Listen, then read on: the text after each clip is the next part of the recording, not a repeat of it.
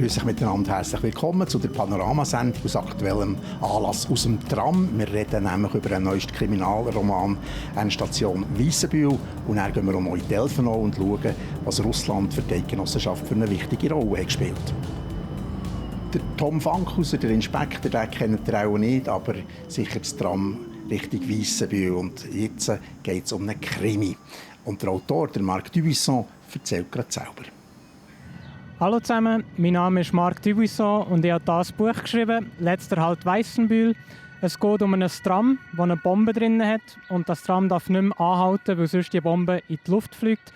Und der Kommissar Tom Fankhauser muss probieren, den einzigen Mordfall zu lösen, den er bis jetzt in seiner Karriere als Kommissar nicht hat lösen konnte. Ich wünsche euch allen viel Spass beim Lesen. Der Marc Dubuisson, ein spannender Kerl. Er ist nämlich Sportlehrer und Englischlehrer und gibt Englisch an der Sehbehindertenschule in Basel und hat auch beim FC Solothurn sehr gut geschuttet. Und jetzt geht es Richtung Elfenau.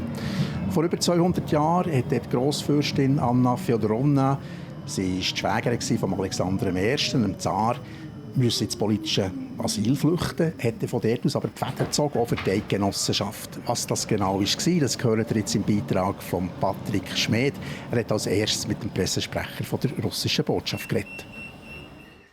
Grüße voll, ich heiße Wladimir Chochlov, ich bin Pressesprecher der russischen Botschaft hier in der Eidgenossenschaft. Wir befinden uns hier in Elfenau. Das ist ja in der Nähe von der Botschaft, von meiner Arbeit und deswegen ist es ein super Ort zu laufen und meine Kollegen auch mögen Elfenau sehr. In Bern, in der Elfenau, bin ich auf die spezielle Frau gestoßen, auf Grossfürstin Anna Fjodorowna, die das Gut Elfenau hat begründet. Sie war die Schwägerin vom Zar Alexander I. Das war dann der wichtigste Herrscher auf der Welt. Und die Schweiz hat nach den napoleonischen Kriegen ihre Neutralität zurückgewollen. Ziemlich sicher hat Anna Fjodorowna auch mitgewirkt. Sie war natürlich auch bekannt mit den Schultheissen in Bern und man hat die Verbindung genutzt von ihr zum russischen Zar. Und offensichtlich hat es etwas genutzt und die Schweiz hat die Neutralität zugesichert bekommen. Ohne das wäre man vielleicht viel mehr zwischen den Mächten zerrieben worden. Das ist ja ein schöner Gedanke, dass eine Verbindung hier in Elfenau zwischen Russland und der Schweiz besteht. Historisch gesehen war die Botschaft des Russischen Reiches an der Schwanengasse. Im Jahr 1923 wurden unsere Beziehungen wegen der sogenannten Konradi-Affäre leider unterbrochen. Der politische Dialog zwischen Bern und Moskau wurde nur nach dem Zweiten Weltkrieg wieder aufgenommen. Und gerade damals wurde diese schöne Villa hier in Elfenau eigentlich angekauft. Und das war eher ein Zufall. Die Neutralität hilft dabei, sich auf eine friedliche wirtschaftliche Entwicklung zu konzentrieren. Was Russland angeht, ist die Schweiz nicht mehr neutral, weil die Eidgenossenschaft die ganze Sanktionspolitik der Europäischen Union übernimmt. Wir hoffen darauf, dass unsere Beziehungen wieder gut werden. Und derzeit bemüht sich unsere Botschaft um die Voraussetzungen für diese guten Beziehungen zu schaffen. Eine andere Frau, die auch diplomatisch hat gewirkt, ist Catherine von Wattenwyl. Das ist das 17. Jahrhundert und sie soll spioniert haben für Louis XIV. Sie hat aber gefunden, sie hätte nicht spioniert, sondern sie hätte wichtige Informationen geliefert. Das kann man so und so interpretieren.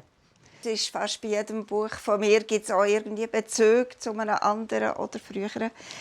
In meinem letzten Buch spielt das Jahr 1816 die entscheidende Rolle.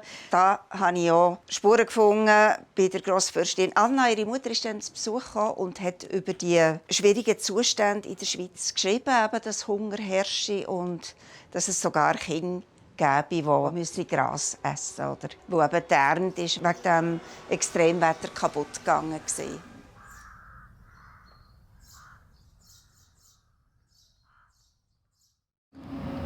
Der Beitrag von Patrick Schmed. Spannend, was man da alles lesen oder hören kann. Schaut noch einmal auf die Website plattformj.ch, dort sind Details zu diesem ganzen Beitrag. Jetzt wünsche ich euch ein schönes Wochenende, sei es am Brünig, dort wird ja am Sonntag geschwungen, oder beim Schutten, IB fährt wieder an gegen Sion, Thun auswärts gegen Luzern, so oder so. Einen schönen Abend, macht's gut. Schön schauen Sie das Wetter auf der Plattform J. Wir haben Freitagabend, liebe Zuschauerinnen und Zuschauer. Heute haben wir einen richtig schönen Hochsommertag gehabt.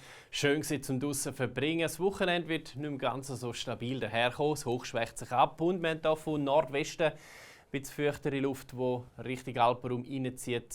Die Luftmasse wird labilisiert.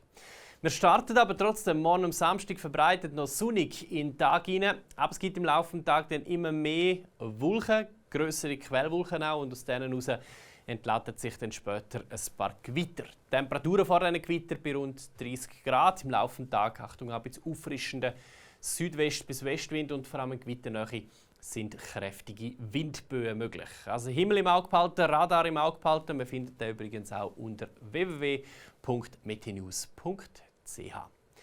Es wird zunehmend gewitterhaft, also morgen am Samstag, der Sonntag dann auch ein wechselhafter Tag mit ein paar Regengüssen, dazwischen aber auch sonnigen Abschnitt, 25 Grad. Am Montag zuerst noch einzelne Regengüsse möglich, dann wird es zunehmend sonnig und ja, für den weiteren Verlauf der kommenden Woche sieht es dann meistens sonnig aus und es wird auch wieder hochsommerlich heiß mit Temperaturen von 30 Grad und mehr. Das war mit dem Wetterausblick. Danke vielmals fürs Zuschauen und ganz ein schönes Wochenende.